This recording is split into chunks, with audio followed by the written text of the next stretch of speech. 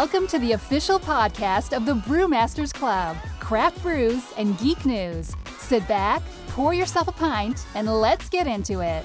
Now here's the founder of the Brewmasters Club and your host, Donnie Gallagher. Hey guys, Donnie here from the Brewmasters Club, bringing you today a short interview with our friends over at 81Bay Brewing Company. Great new brewery in South Tampa, doing some pretty unique and unusual things. They share a little bit about their challenges, their trials, their tribulations, and of course their success. It's about 15 minutes long. Won't take you long to get through, but trust me, it's a good listen. Hope you enjoy. Cheers. I'm Keelan, Michael, Sean, and we are the three owners and operators of 81Bay Brewing Company. Why Florida? I'll let Beer describe a little bit of why Florida. Sean Bowman was my neighbor, and we started Home Brewing about 5 years ago. We started making better and better beers, started getting more and more popular. People from the neighborhood were constantly stopping by and filling up growlers, so we started filling their growlers for $5. And then we couldn't keep beer in stock. People just kept buying it, kept telling us how good it was. So we thought, maybe we could do this for a business. It seems like a fairly low overhead thing. You buy some equipment, good margins on the beer. How hard could it be, right? Well, it turns out it's very hard in San Diego, which is where we were neighbors. So commercial real estate is easily 3 times as expensive. There are over 200 breweries in San Diego County, whereas we're sitting right around 75 or 80 in the Tampa Bay metro area. And I said, what do you think about doing a brewery, and not just any brewery? What do you think about doing a brewery bigger than anyone else starts with, and with a much more taproom, bar-focused business model? I had been out here several times in that process and been to the tap rooms in the area, and there are some fantastic ones. There are some really fun tap rooms out there, but compared to Colorado, Portland, and San Diego, no one was really clicking. No one had really dialed it in. It wasn't that interesting. It was still a bit pretentious, and it's great to focus on the beer, but we wanted to do something that was much more inviting, much more fun, much more active and interactive even. So that's how we got to Florida. And then knew that if I wanted to stay in the industry that I wanted to own it. Obviously, hospitality industry is long hours, weekends, holidays, so I knew that if I was going to stay in the industry that I wanted to have some equity in the business that I was working for. So yeah, we met out there, just walking through the steps of the business, what we would need, capital, startup, build out, all that kind of stuff. Michael has a background in biochemical and biomedical engineering, which is how he got good at brewing. Sean has a background in mechanical engineering, so he pretty much built the whole entire place. Well, we helped, but he did a lot more. So yeah, started looking for a location in all around Tampa in November of, or I was already looking for a location in November or December of 2015. We found a location we really liked in the Channel Side area, but owner wasn't willing to lease it to us for the length of time that we needed to. We wanted a 10-year lease with a 10-year option, which is what we got here. And so didn't end up working out. We found this location in March of 2015. And we signed a lease here in May of 2015. And I lived right around the corner over here in Colbert Key, and I was driving all over Tampa, Seminole Heights, Drew Park, Carrollwood, Temple Terrace, Channel Side, downtown, looking, and of course I was driving past this every single day. Good buddy of mine's a commercial real estate broker, found the spot, we did a tour of it. Obviously it had as much space, the price was right, so we signed the lease in May of 2015, and then came to realize after we had signed the lease that there was absolutely no other breweries in South Tampa. I could have swore that there was one somewhere, but so then we kind of stapled ourselves as the first and finest microbrewery in South Tampa, which is true because we are still the only one. The name 81Bay is obviously a play off of 813 in Tampa Bay. Fraternity brother of mine in 2006, who was born and raised in Tampa, really good friend of mine, went to Plant High School with me. at some point in time was like kind of goofing around and play on words and was just like, my boy K, me, Keelan, from the 81Bay. And I was like, huh. Like, and it kind of stuck out in my mind, like the 8, the 1, the 3, you know, you can play it off of each other. So that's how 81Bay, the name, came to rise. I've been holding on to it for 10 years, trying to figure out what I was going to use it for. And this is it. So I hope you like it. So we got into construction about November of last year, but it took a while to get through all the planning and permitting and everything, because we actually did quite a bit of structural work here as well. So whenever you start doing structural, and especially with a commercial facility, you got to protect the public and everything else like that. And we feel like the engineers kind of went way over on their calculations, because right back there where the tanks are sitting, it's 14 inches of concrete at the sides, sloped down into 12 inches in the middle. I mean, 12 inches pure concrete. And so by the time we got everything going and rolling and everything, it was April 25th. We had power released to us by the city, because we had basically a white box here, and we had to put everything new plumbing, new drainage. If you can imagine where those tanks are sitting there, that used to be formerly this business's employee restrooms and like break room. So had a lot of excavation. It looked like World War I in here with all the trenches and everything. We originally thought we were going to dig it out with shovels ourselves, and no, we got to get a backhoe in here.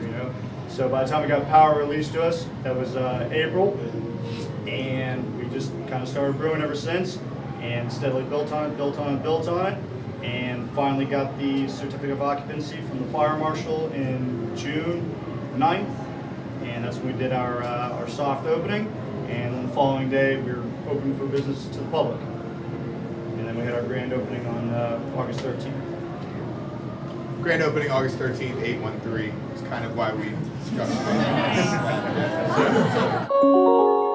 Then the next last thing on that timeline is August 26th, which is when we began distribution with our Lightning Lager. So we've been distributing our Lightning Lager for about 75 days now or so, and we're in about 80 accounts, somewhere around 80 accounts in the Tampa Bay area. We just opened up our distribution to Tallahassee and Orlando. Obviously, we have some roots in Tallahassee and some guys that will support us up there. So yeah, we're and we will open our statewide distribution here probably in the next 30 to 45 days. So we'll be distributing throughout the whole entire state at that point in time. Yeah, one thing we did not really include in that timeline, this is a varied audience and a large audience, was our legal licensing, our SBA process. It's all very tedious. Again, they wouldn't let me go through that, but that all happened. I would say the SBA happened over about a 4-month period. The licensing happened over about a 6-month period.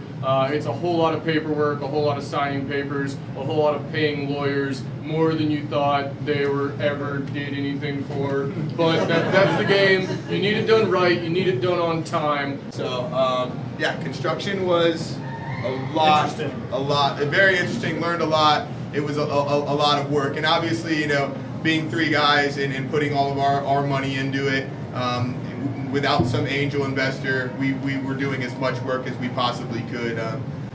The systems, we dealt directly with the Chinese. We had it shipped into the port of Tampa. They dropped the shipping containers off in the back. We rented a reach forklift. We forked it out. We brought it in. We set it up. We plumbed it. Like, we did all that stuff ourselves just to save as much money as we possibly could.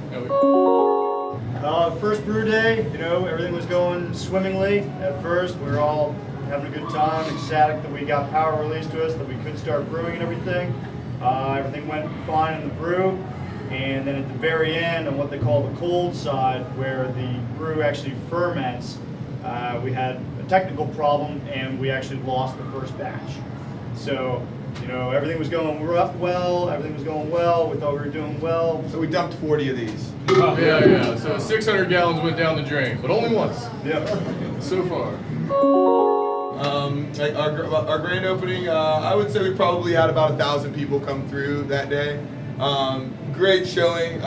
Definitely way more people than I thought. I mean, I born and raised in Tampa, so I know a lot of people here. I got a great network. I knew we were going to be busy, and I had no idea that we were going to be that busy. We were slammed probably from Noon till Let's about see, 9. from about noon to about 9 p.m. It was about 4 deep at the bar, people trying to get there. We ran out of lager. We sold out of all of our lager. I think we went through like 15 kegs of our lager. 9 kegs of lager, 33 kegs in total. Yeah. A little over, what, 25,000? If you look closely, you can see me looking super bewildered. So yeah, we were all thinking we were going to come that day and like enjoy ourselves with all of our friends. No, it was nonstop. I mean, switching out kegs, moving kegs, getting glass back to the bar so that but it was pretty awesome. Like, it was definitely really refreshing to see how many people we got through here. Because I mean, obviously, throughout the whole process, we're thinking, we're gonna pack this place out. We're gonna get all people, but like until it happens, you don't really, you just don't really know if it's ever going to happen. So it was a very rewarding day, very long day. I think I got here at like 10:30 that morning, and Sean got here even earlier than that. And I think him and I walked out at like 3:30 a.m., 4 a.m. that next day. So it was an awesome day, but definitely far exceeded our expectations of what that day was going to be. But very rewarding, obviously. I think we're on about 85 to 90 accounts between the Tampa Bay area, and we just got into the Tallahassee area. And actually this week I'm going to Orlando tomorrow because we just opened the Orlando market, and I've got about 11 meetings there in 2 days. But big momentous thing for a brewery. Doesn't look like much, just kegs and a forklift, but we're making enough beer, and it's good enough that people are now buying it in bars and restaurants. So that was a huge thing for us. So there you go. There's random fact. We went through 3,200 beers on our grand opening day, which was obviously a lot. 81Bay has brewed 50 times on our system, so that's our brewers getting some good reps back there, and definitely getting more and more consistent throughout those reps. 600 pounds of hops. It's a lot of hops. More than 71,400 pounds of grain to local farms. So it was actually really interesting. We knew we had to get rid of that grain because it's food waste, and we'd have to pay to remove it. So we didn't want to factor that into the cost of goods. And when we were out in San Diego, my friend had a small little 7-barrel brewery. This is a 20-barrel brewery. And what they had done was they reached out to a local farmer. And it's great high-quality feed for livestock. So cows, chickens, pigs, and everything else like that, they eat the hell out of it. It was real sweet and everything. 15 staff members from our tap room to our sales reps to Bryant with marketing, our brewer, Haley, our assistant brewer. So we got about 15 people on staff right now. Broke 63 glasses. We made that number up. That's a rough estimate. Because we definitely broke more than 63 glasses. And we're at 700 kegs now, between half barrels and 6 barrels, and kegs are expensive. We've started cask aging beers. The vanilla cream ale, I don't know if you had it. We made an Irish cream ale, a citrus cream ale, strawberry cream ale, and a ginger cream ale. And then we cask ale 2 of the porters. What did we do with those? Cherry and cinnamon. Irish. Oh, we did an Irish porter as well. Within another 40, 50 days, we'll be out throughout the entire state. Just opened up Orlando, like I said. Jacksonville, Daytona are coming next. And then we'll go down south to Miami and all that, and pretty much be statewide. And once we do that, we will have already maxed the capacity on this system, and we're going to have to start raising money for a bigger production facility. So it's insane to me that just the work is never done. We thought we would at least be able to catch our breath at some point. It's just not true. We're a small business. We just have to grind every single week. But it's going well. We're growing. Demand is great. People love the beer. So this is what comes with it, growth. You've been listening to the official podcast of the Brewmasters Club, Craft Brews and Geek News.